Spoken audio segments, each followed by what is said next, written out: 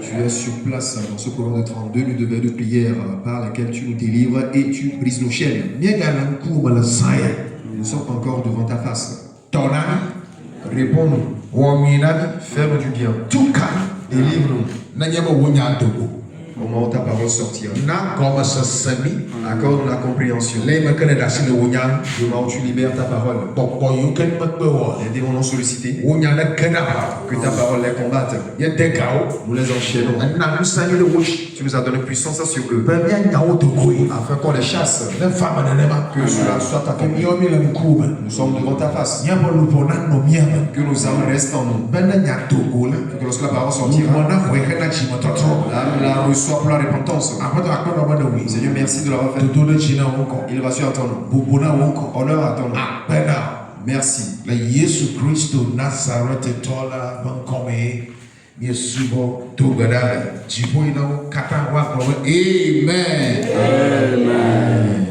Non ani plein de assois-toi de manière sage.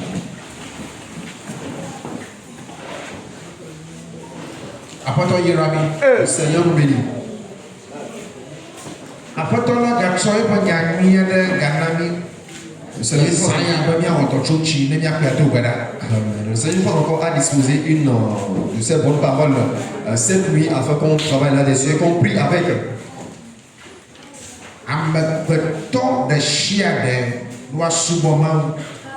Tout homme confondu doit servir Dieu, sauf le fils de la perdition. Et certains ont fini en enfer, ils ne sont pas pourtant des fils de perdition. L'homme comme je le tiens ici, la première des choses à avoir dans ma vie, c'est l'adoration de Dieu.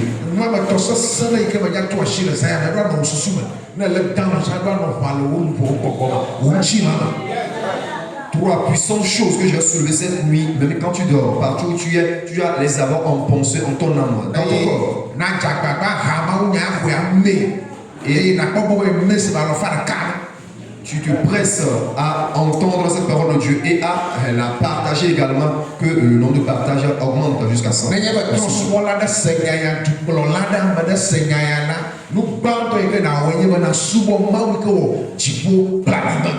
Quand un païen, un président écoute ce message, qu'il sache et note que la première des choses qu'il a à faire, c'est de servir le Dieu qui a fait le ciel et de la terre.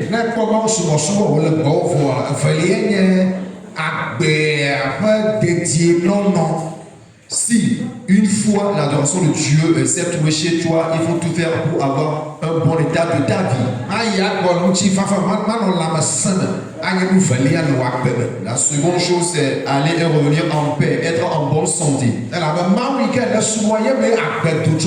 Parce que le Dieu que tu adores, que tu sers, de lui devient la vie.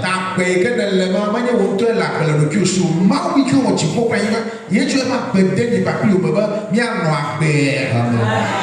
La vie par laquelle tu vis, cela ne vient pas de toi, mais le Dieu qui a fait le ciel de la terre, c'est lui qui t'a accordé cette vie, qui nous a accordé cette vie afin que nous vivons par cette vie.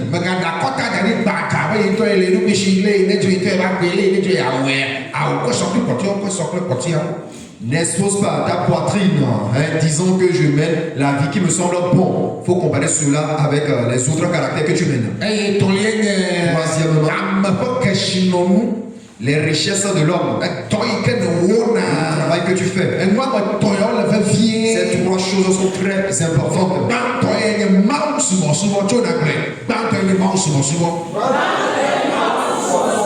Celle qui est la prééminence d'entre les trois, c'est l'adoration de Dieu.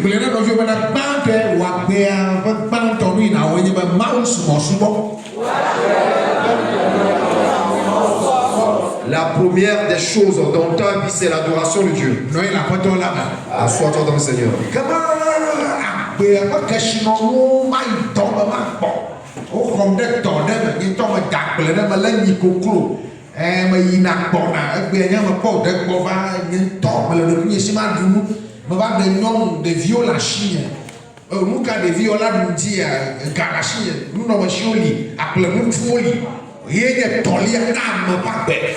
La troisième des choses pour la vie de l'homme, les richesses, les biens matériels.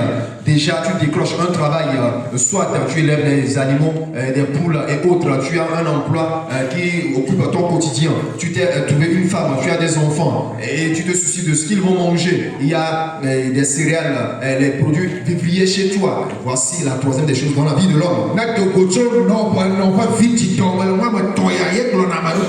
Quand tu seras sorti du sein maternel, voici la troisième des choses dans la vie de l'homme.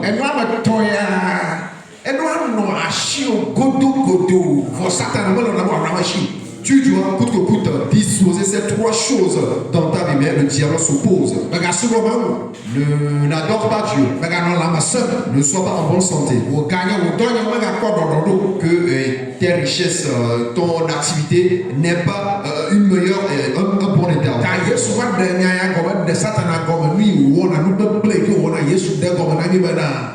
Jésus a expliqué, voyez-vous, les manigances du diable, ces trois choses par lesquelles il frappe l'homme. Quand le diable vient, il va détruire ton adoration de Dieu. Ta vie ne serait pas en bonne forme. Il va voler tes richesses. Quand tu es donc ici, c'est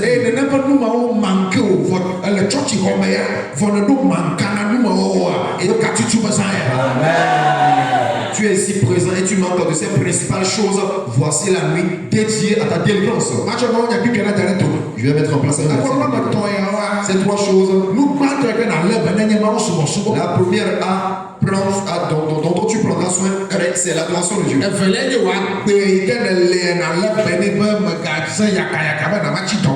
Deuxièmement, c'est ta vie. Tu dois bien mener ta vie pour ne pas finir sur les lits de maladie.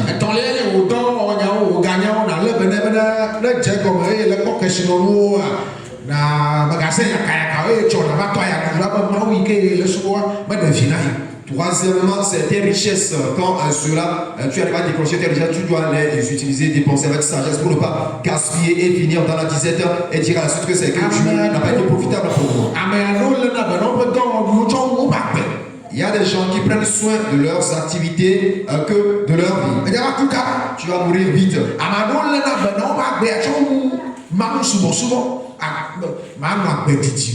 Il y a d'autres encore qui prennent soin de leur vie que de l'adoration de Dieu. Ta vie ne va pas se prolonger.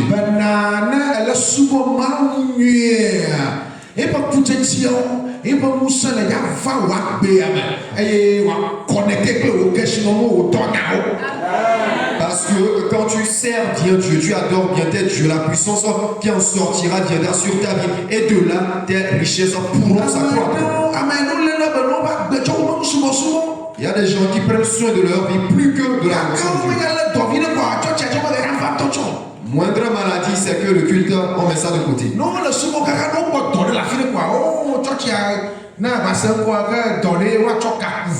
Quand ils servent Dieu et que l'emploi frappe à leur porte, ils mettent l'adoration de côté. S'ils vont venir, c'est qu'on a mis une corde à leur cou. Ces trois choses, je les reçois et je les insère en moi. Je vais faire surtout un verset biblique.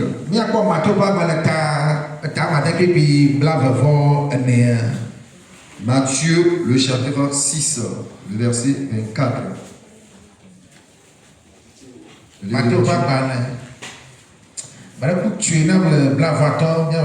Matthieu 6, verset 25, il déclare: c'est pourquoi je vous dis, ne vous inquiétez pas pour votre vie de ce que vous mangerez.